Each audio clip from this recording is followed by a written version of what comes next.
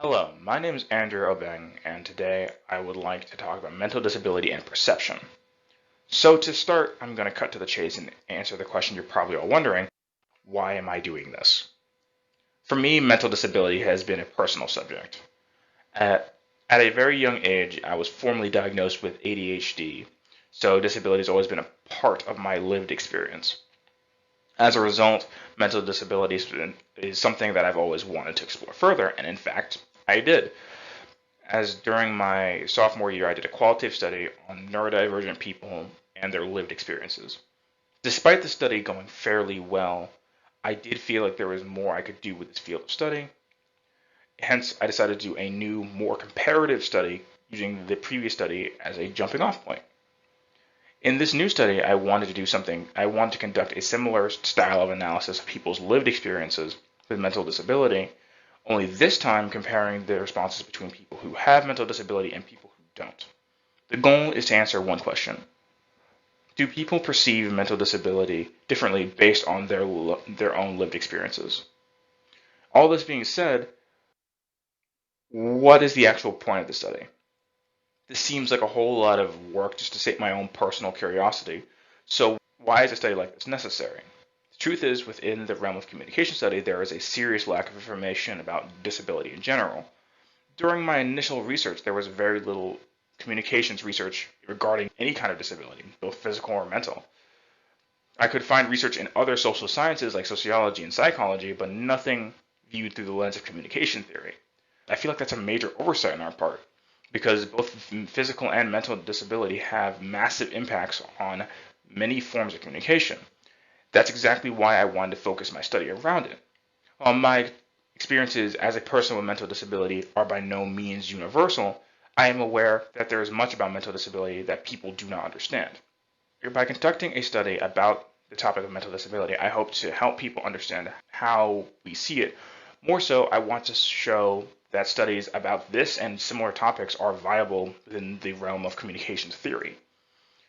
Regardless of how well this study turns out, I still very much think that there is potential for studies about mental disability within the communication field. I will be breaking down the presentation according to the thematic categories that are shown on screen. I'll be discussing context, dualism, understanding, and growth and awareness. Growth and awareness being the one category. As for the actual study itself, I conducted a series of 8 qualitative interviews with 4 men and 4 women. And from there, I divided the participants into 2 groups, one with mental disabilities and one without mental disabilities. The group with the 3 people comprised the group with mental disabilities, and 5 comprised the group without mental disabilities. And with that, we can move on to the first thematic category. The first thematic category is context. This category mainly dealt with the experiences or lack thereof of the participants had with mental disability. The category mainly exists to give context to any differences in perception one may have on the topic of mental disability. So kind of to gauge their lived experience with it. The majority of participants had some previous exposure or experience with mental disability. Obviously, everyone in the group with mental disability had experience mostly because they had lived with these experiences most of their lives.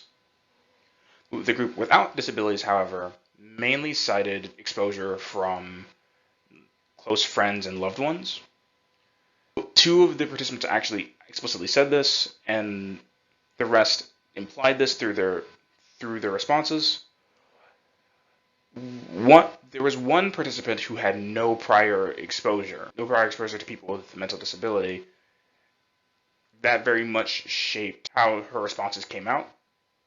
The second thematic category is dualism. This, in my opinion, was actually the most interesting of the thematic categories that came about. But before I kind of go into that, I need to explain what I mean by dualism. What I was trying to get across with this term was this idea was basically trying to capture any response that had dealt with the multiple that had I would perceive as a more complex view of disability. So in this case, a more complex view being anything that acknowledges the multiple dimensions of disability. So, for example, like one of my participants discussed how the severity of one's mental disability very much determines how one can fit into society or even function in society. So something like this, where it has larger implications than just the individual. So as you can see on the screen, there are only out of the 8 people who responded, only 3 people fit within this thematic category. And while this would not be notable in a non-comparative study, within a comparative study, it becomes interesting because the vast majority of people who do fit within this category are people in the group with the mental disability. There is only like one, with the exception of one person in the group without disability, the vast majority have very simplistic views of disability. So, for example, the other participant in the group the group of 3 described mental disability as potentially being a helpful thing, allowing you to be think in ways that wouldn't be normally possible. And for example, and the person in the group without mental disabilities basically described disability as being a caught between 2 extremes. Either you cannot function as a person, or you are hyper competent. And so, like for example, for an example that she actually gave, we discussed people like Sherlock and Sheldon Cooper, who are seen as these very brilliant but somewhat socially awkward, like geniuses. They're all kind of coded in a way that implies that they have some kind of mental disability, like autism, but like but the creators will never actually go out and say it. So like these 3 individuals have very nuanced views of disability, whereas the rest of the 5 remaining did not have one at all. The third thematic category is understanding. This category mostly deals with responses in regards to how people or society at large understands or attempts to understand disability. The majority of the participants have provided responses that fit within this thematic category. Of the 7 who fit within this category, two participants from each group each express that the best way for people to understand mental disability is through normalization of discussion about the topic. So the more people talk about it, the easier it becomes to understand. On the flip side, the remaining 5 participants all expressed that there's a big lack of understanding about this mental disability. For example, like almost all of them discussed some degree of systemic problem as a result of a lack of understanding of mental disability. In fact, it's actually summed up quite nicely here by one of the participants. It was like, society, teachers, mentors, colleagues expect you to all think and process things the same way they do. And I think that is a very good distillation of the issues of misunderstanding. The final thematic category is growth and awareness. This thematic category deals with any personal or societal growth that participants have perceived either in themselves or the world around them.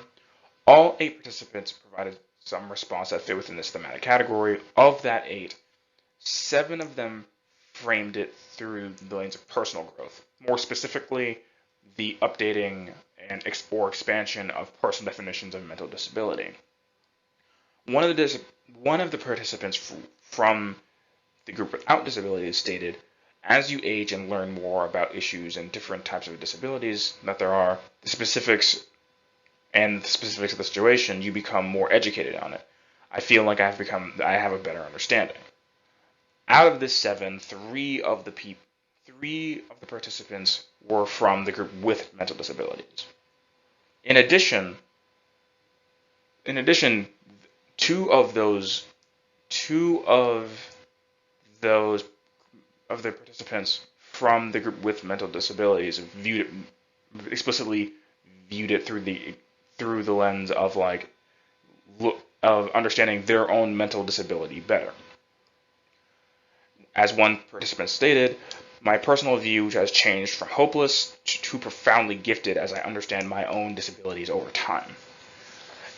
In terms of actual societal growth, one participant from the group without mental disabilities stated that people have become largely more empathetic because of the advent of social media. Well, while I personally disagree with, I think says something more interesting about like the way social media kind of connects us all. So, what conclusions can we draw from this? I think the biggest takeaway is that from the data is that while groups may largely see eye to eye on many things, the differences in responses in key areas, such as in the dualism category, highlight a fundamental difference in terms of how mental disability is perceived. People in the group with mental disabilities tend to have a far more nuanced view of mental disability than likely gleaned from their various lived experiences. The people without mental disabilities have a far more simplistic view as a result of experiencing mental disability secondhand. And so to kind of go back all the way back to the beginning, do people perceive mental disability based on their own lived experiences? While I would not call this conclusive, I do think the trends shown in this study point to there being a difference in people's perceptions.